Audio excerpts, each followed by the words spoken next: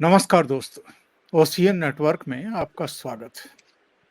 ये तो हम और आप जानते ही हैं कि उत्तर प्रदेश का जो चुनावी कहना चाहिए रण है, वो कितना प्रतिष्ठापूर्ण है और 2014 में भी और 2019 में भी अगर भारतीय जनता पार्टी को इंडिपेंडेंटली 282 और 303 सीटें यानी पूर्ण बहुमत मिला है, तो उसमें उत्तर प्रदेश का बहुत बड़ा योगदान रहा है। 2014 में 70 से ज़्यादा सीटें और 2019 में 60 से अधिक सीटें भारतीय जनता पार्टी को मिली और इस बार भी ये दावा किया जा रहा है कि उत्तर प्रदेश की 80 में से 80 सीटें भारतीय जनता पार्टी और उसके सहयोगी जीत सकते हैं। भारतीय जनता पार्टी अब तक 70 कैंडिडेट मैदान में उतार चुकी है। 5 कैंडिडेट उसके सहयोगी दलों के मैदान में उतरेंगे और केवल अब 5 सीटें भारतीय जनता पार्टी की ऐसी रही हैं जिन पर कैंडिडेट खड़े नहीं किए हैं। तो आज हम चर्चा ये करेंगे कि 2 बहुचर्चित सीटों पर अभी तक भी भारतीय जनता पार्टी ने अपने पत्ते क्यों नहीं खोले हैं। एक है जो सोनिया गांधी जिसको छोड़ कर के राज्यसभा चली गई हैं, रायबरेली, और दूसरी कैसरगंज, जहां से ब्रजभूषण शरण सिंह पिछली बार भी एमपी चुने गए थे।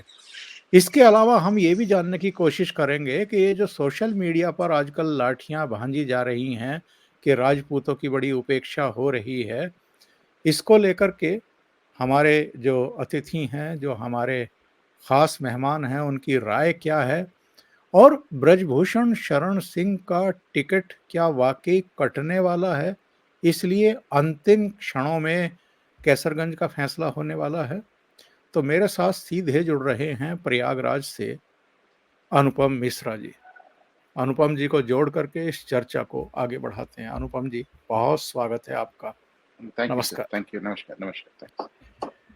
सबसे पहले तो आप अपना प्रयागराज का ही बताइए। रीता बहुगुणा जोशी का भी टिकट कट गया है, तो वहाँ के क्या कारण मानते हैं आप? और जो मुख्य मुद्दा है आज इस प्रोग्राम का, रायबरेली और कैसरगंज को लेकर के रहस्य क्यों गहरा रहा है, इसके पीछे की वजह क्या है? इसके अलावा देवरिया, भदोही, फिरोजाबाद, इन 3 और सीटों के भी अभी प्रत्याशी घोषित होने हैं बीजेपी की तरफ से।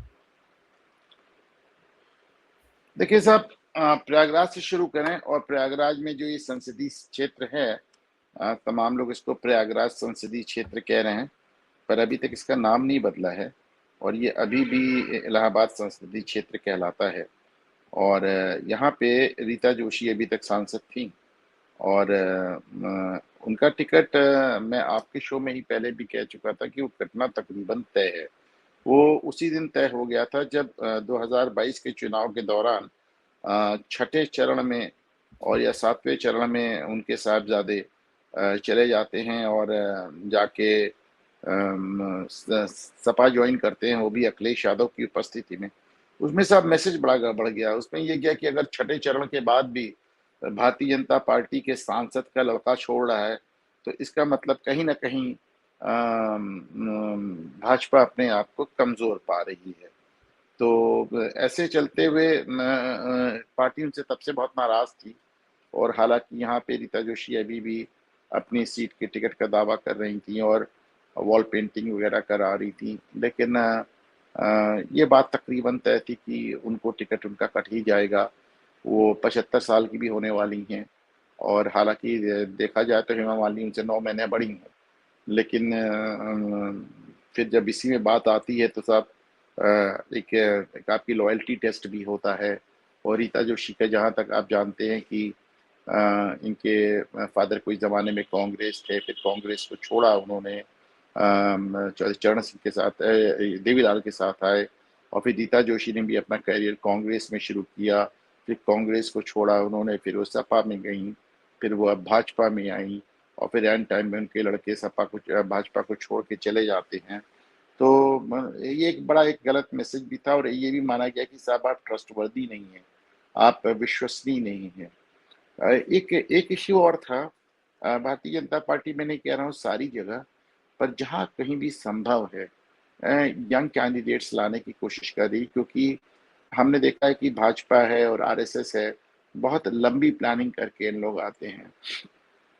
30-30 साल की इनकी प्लानिंग होती है साहब। हाँ, अब प्रधानमंत्री मोदी को ही देख लिए, 2047 की बात करते हैं वो।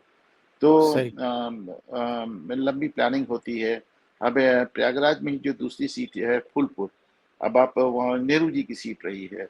नेहरू जी जब तक प्रधानमंत्री रहे वहीं से जीतते रहे, वो बड़ा उसका अलग मिजाज है।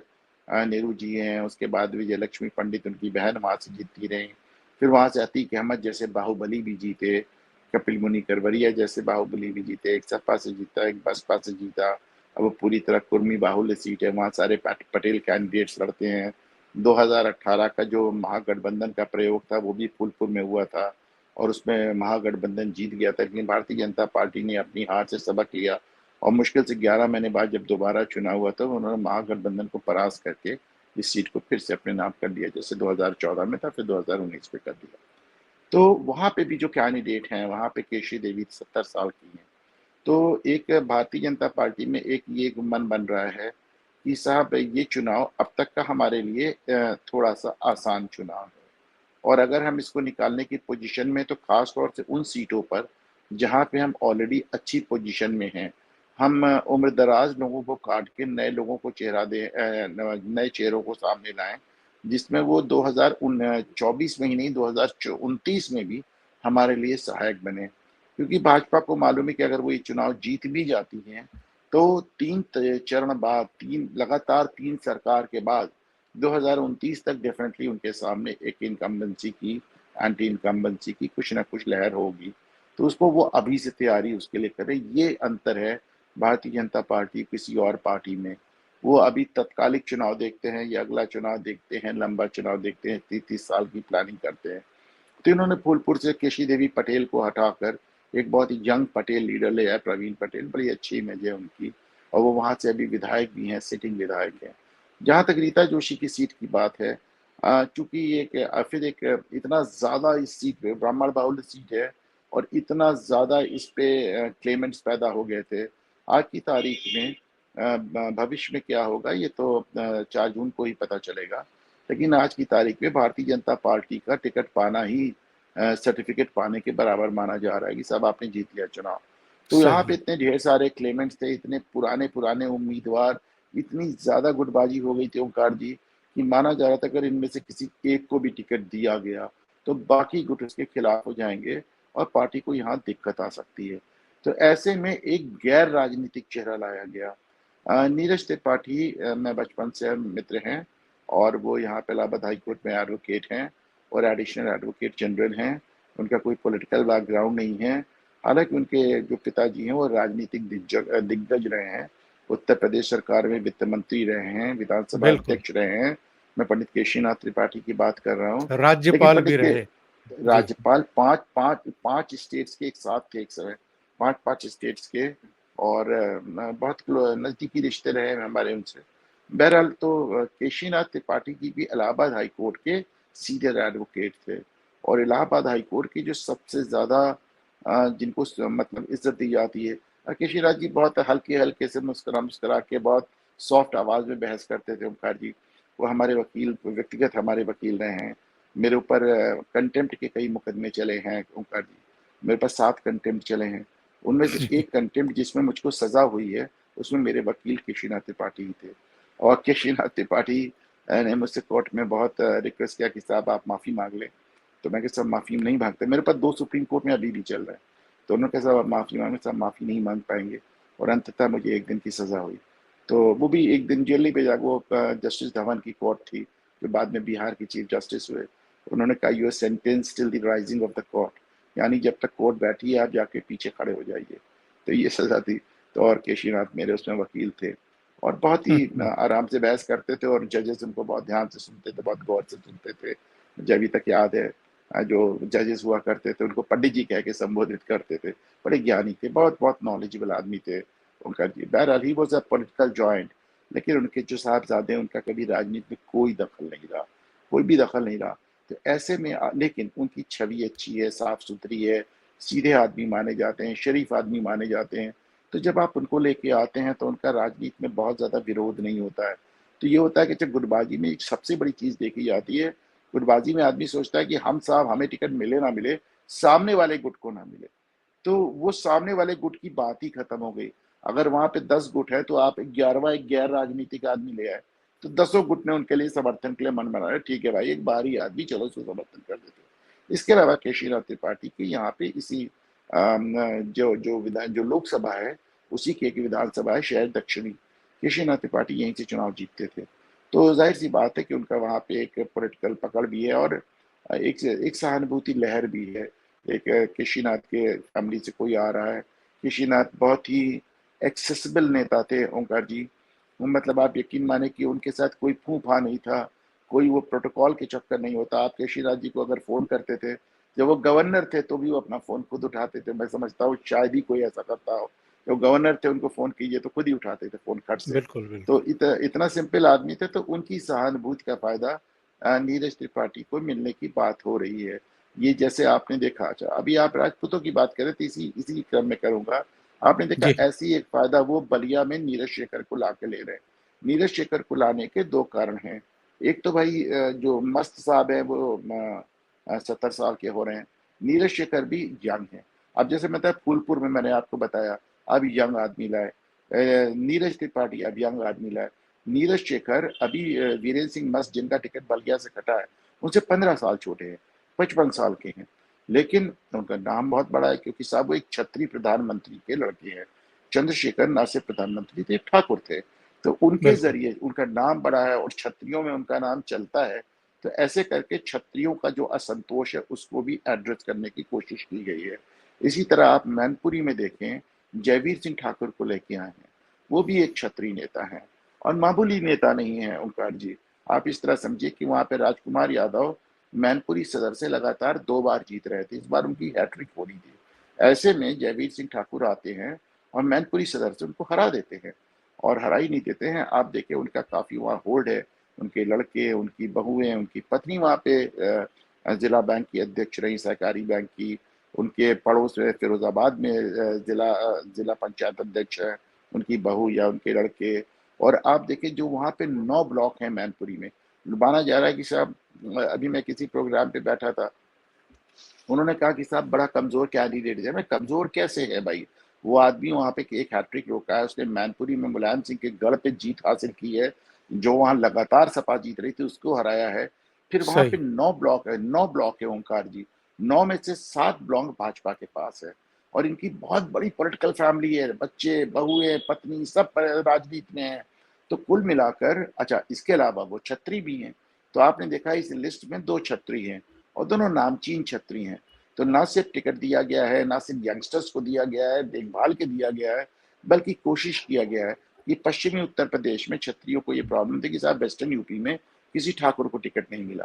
तो जयवीर सिंह ठाकुर को वहाँ से दे दिया, एक क्षत्रिय प्रधानमंत्री के लड़के को दे दिया। उनका असर आपको बलिया से लेके बिहार तक नज़र आता है और प्लस उनका नाम भी चलता है। तो कहीं न कहीं इस बहाने से क्षत्रियों के आक्रोश को भी शांत करने का प्रयास किया गया उनका। अच्छा, ये जो कैसरगंज और रायबरेली को अभी रहस्य बना कर के रखा गया है, कैसरगंज का तो समझ में आता है क्योंकि चर्चाएँ इतनी हो चुकी है, बदनामी इतनी हो चुकी है, खुद प्रधानमंत्री नरेंद्र मोदी को निशाना बनाया गया जब वो महिला पहलवान जंतर-मंतर पर कई बार बैठी। हालाँकि हम सब जानते हैं कि उसके पीछे भी एक राजनीति थी। लेकिन जब दोबारा से इलेक्शन हुए और जिस तरह की बयानबाज़ी अ, इनकी तरफ से कर दी गई, इनके बेटे की तरफ से कर दी गई, उसके बाद बड़ी असहज स्थितियों में से भारतीय जनता पार्टी नेतृत्व को गुज़रना पड़ा। तो ये जो मैं 2 बातें पूछना चाहता हूँ, एक तो कैसरगंज ब्रजभूषण शरण सिंह का टिकट काटने के चांसेस कितने हैं? और दूसरे जो राजपूतों की उपेक्षा को लेकर के इस समय लाठियाँ भांजी जा रही है सोशल मीडिया पर, ये कितनी तथ्यपरक है?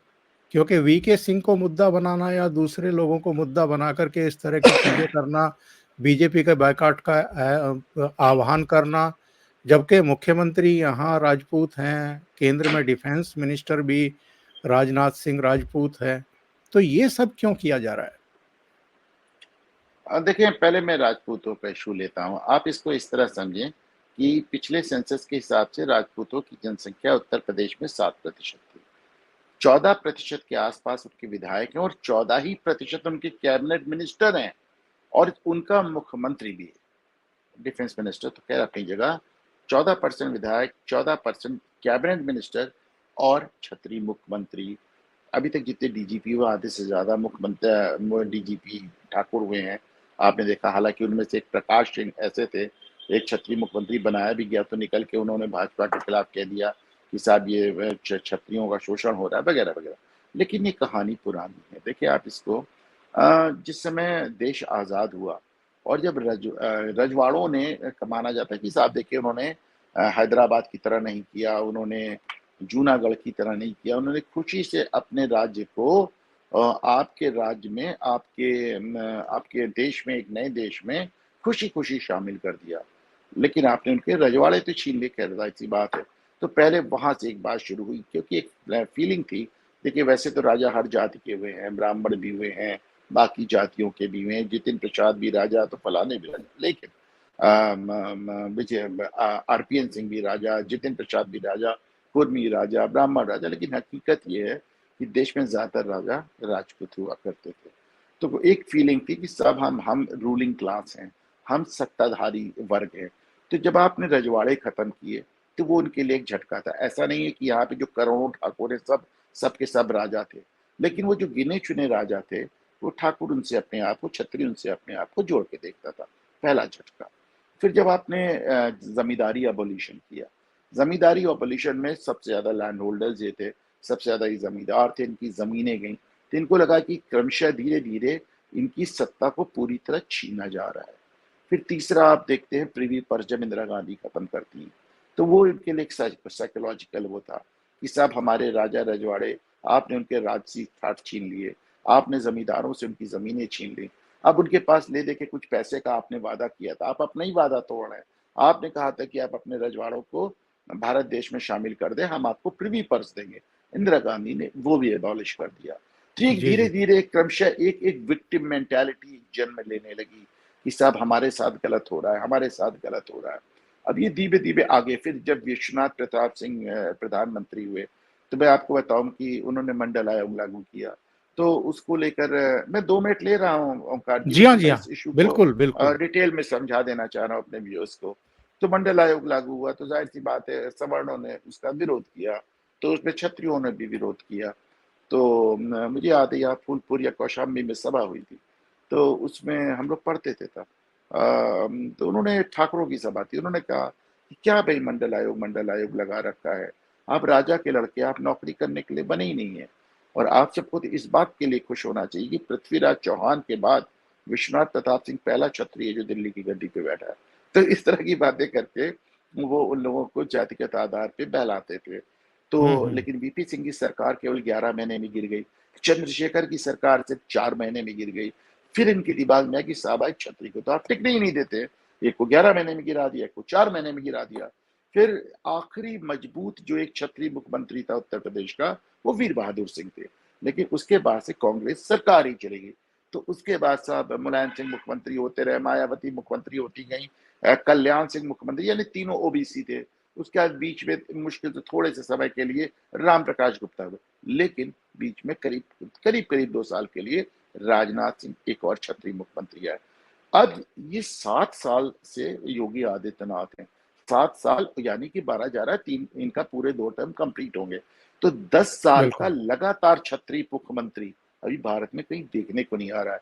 तो देश के सबसे बड़े सूबे में एक छत्री राज कर रहा है, और वो भी लगातार 10 साल तक। लेकिन देखिए उसको कैसे किया गया।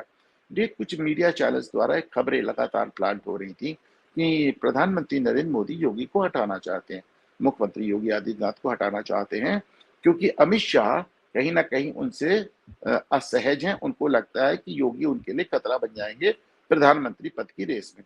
इसमें भी मेरी 2 बातें करें। पहली बात तो मोदी कहीं नहीं जा रहे। मैं आज आपके चैनल पहले भी कह चुका हूं, फिर कह रहा हूं, अगर मोदी बिल्कुल। तीसरी बार लौट आते हैं तो आप मोदी को 2029 का चुनाव भी लड़ते देखेंगे। मोदी यस। कहीं नहीं जा रहे हैं, फिट बहुत ज्यादा है, वो कहीं नहीं जा रहे हैं। दूसरी बात, ना ही अमित शाह ना ही योगी आदित्यनाथ, मैं दोनों को प्रधानमंत्री मोदी का सक्सेसर या फिर जिसे कहना चाहिए उनका उत्तराधिकारी बनते हुए नहीं देख रहा हूँ। मैं श्योर हूँ कि आरएसएस ने अब तक अगले प्रधानमंत्री का नाम तय कर रखा होगा। उन्होंने मोदी का नाम बहुत पहले से तय कर रखा था। तो मैं इन दोनों को नहीं देख रहा हूँ, लेकिन इतनी र्यूमर प्लांट थी ओंकार जी, और इतनी ज्यादा बड़ी। अब जब मैंने आपको पिछले 77 साल की कहानी सुनाई, तो छतरियों में, अच्छा, मेरे पास तमाम छतरी अधिकारी आते थे, छतरी पत्रकार आते थे कि भैया वो मोदी जी योगी को हटाना चाहते। मैं कहा देखो भाई, क्यों हटाएंगे, वही तो लाए थे उनको, वो तो मुख्यमंत्री पद के उम्मीदवार भी नहीं थे, वो तो विदेश सही। जा रहे थे, उनको पकड़ के लाए बनाया। तो उनको अपना ही इन्वेस्टमेंट क्यों किल करेंगे वो? भाजपा वो पार्टी जो अपने अपने अपने इन्वेस्टमेंट पे सूद लेती है, अपने इन्वेस्टमेंट को मारती नहीं है। जैसे राहुल गांधी ने हेमंत बिस्वा शर्मा को खो दिया, अपने 15 पूर्व मुख्यमंत्री खो दिया, भाजपा ही नहीं करती। दूसरी बात, हमने कहा हटाना भी चाहेंगे तो योगी आदित्यनाथ एक ब्रांड बन चुके हैं। आप लोग ध्यान रखें, योगी आदित्यनाथ कहीं नहीं जा रहे। लेकिन ये चीज लगातार चलती रहे, और 2022 में ओंकार जी ये इतनी बड़ी हो गई कि अंततः प्रधानमंत्री मोदी, जो किसी भी तरह की कोई सफाई कभी नहीं देते, उनको योगी आदित्यनाथ के कंधे पे फोन बात हाथ रख के एक फोटो सेशन कराना पड़ा, ये राजभवन बताने में के लिए, करना हाँ पड़ा। हाँ, जी, एक जी। फोटो सेशन कराना पड़ा, और कि देखिए साहब, योगी जी कहीं नहीं जा रहे हैं। बहरहाल ये अफवाहें चलती रही। फिर आपने देखा जब ब्रिजभूषण शरण सिंह का मामला हुआ, जब ब्रिजभूषण शरण का मामला हुआ, तो ब्रिजभूषण शरण सिंह बहुत लंबे एरिया में, उनके बहुत ढेर सारे कॉलेजेस हैं, डिग्री कॉलेजेस हैं। तो वो केवल केसरगंज नहीं, वो आसपास के 3-4 लोकसभा क्षेत्रों को प्रभावित करते हैं। क्षत्रिय समाज में उनकी बहुत अच्छी पकड़ है। तो फिर उनको लगा कि साहब देखिए, इनके साथ बड़ा गलत हो रहा है और ये सब ऐसा। लेकिन उसमें भाजपा सरकार ने काफी हद तक ब्रिजभूषण शरण सिंह के साथ स्टैंड लिया, इसलिए क्षत्रियों को थोड़ा। फिर ये धनंजय सिंह वाला मामला हो गया, तो धनंजय सिंह वाले मामले में तो उनको बड़ा। और फाइनली जब वीके सिंह का टिकट कटा, और चूंकि गाजियाबाद हमेशा से ठाकुरों की एक सीट रही है, तो आपने उनका टिकट ही नहीं काटा, आपने वहां पे कोई छतरी पोस्ट नहीं किया, कोई छतरी कैंडिडेट नहीं लाया। और हकीकत ये है कि पूरे पश्चिमी उत्तर प्रदेश में एक भी छतरी कैंडिडेट नजर नहीं आ रहा था। तो धीमे धीमे ये जिसे कहना चाहिए सुगबुगाता हुआ विद्रोह एक बड़े ज्वालामुखी के रूप में फटा, क्योंकि हमको इस बात पे कोई शक नहीं होना चाहिए कि जो छतरी महासभा आपने देखी, किसी भी राजनीतिक पार्टी द्वारा नहीं बुलाई गई थी, किसी ने पैसे खर्च के नहीं बुलाए थे, लोग अपनी जेब से पैसे लगा के वहां पे आए थे। हालांकि मेरा अपना ये भी मानना है, तो कि दो चीजें बता दें उस छतरी विद्रोह के बारे में भी। उसने अभी तक बुंदेलखंड, अवध और पूर्वांचल प्रदेश को 4 हिस्सों में आप बांट लें। पश्चिमी उत्तर प्रदेश, सेंट्रल जिसको कि अवध कहते हैं, पूर्वी उत्तर प्रदेश और बुंदेलखंड। तो पश्चिमी के अलावा ये चीज कहीं नजर नहीं आ रही है, कहीं से आपने कोई चुगबुगाहट तक नहीं देखी। पश्चिमी भी मैं मानता हूँ कि साहब कुछ एक थोड़ा सा अभी एक गुबार है। आपको याद होगा जसवंत सिंह छतरी बाहुल सीट से हार गए थे जब वो भाजपा के खिलाफ खड़े हुए थे जी, राजस्थान में। तो अब वो करणी सेना वालों ने अपना कुछ तमाशा कर रखा है। पिछली बार भी उन्होंने किया था, इस बार भी किया। तो ठीक है, इसमें दो राय नहीं है, नाराजगी है, सब कुछ है।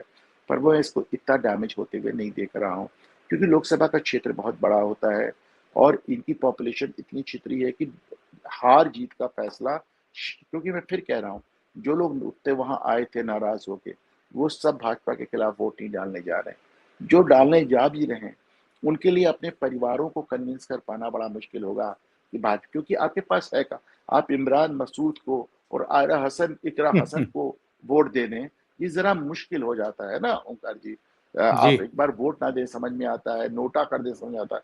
पर जैसा वो चाह रहे हैं कि वो साहब हरीन मलिक को दे दें, वो इकरा हसन को दे दें, इमरान मसूद को, इसकी संभावना मुझे बहुत कम नजर आती है। कम से कम 2-4 लोग दे भी दे तो अपने परिवार को दिलाना बड़ा मुश्किल होता है। इसके अलावा बिल्कुल। बीजेपी ने उनको फिर से एक डैमेज कंट्रोल एक्सरसाइज भी शुरू की है। माना जा रहा है कि साहब उसको उस पर भी असर आएगा। इसका असर विधानसभा में पड़ सकता है, लेकिन विधानसभा तक एक तो ये बात पुरानी हो जाएगी। दूसरे, अभी जैसे नारा है कि योगी तुझसे बैर नहीं, मोदी तेरी खैर नहीं। तो साहब विधानसभा में तो वोट ही योगी के लिए पड़ेगा ना। तो ये छतरी वोट एक छतरी मुख्यमंत्री के लिए ना पड़े, असंभव है। तो विधानसभा तक बात बहुत आगे निकल जाएगी। अभी फिलहाल मामला नटशल में मुझे ऐसा जो नजर आता है कि एक विद्रोह हुआ जरूर है, और बड़ा जेन्युइन विद्रोह है, लेकिन उससे बहुत असर होता है ओंकार जी।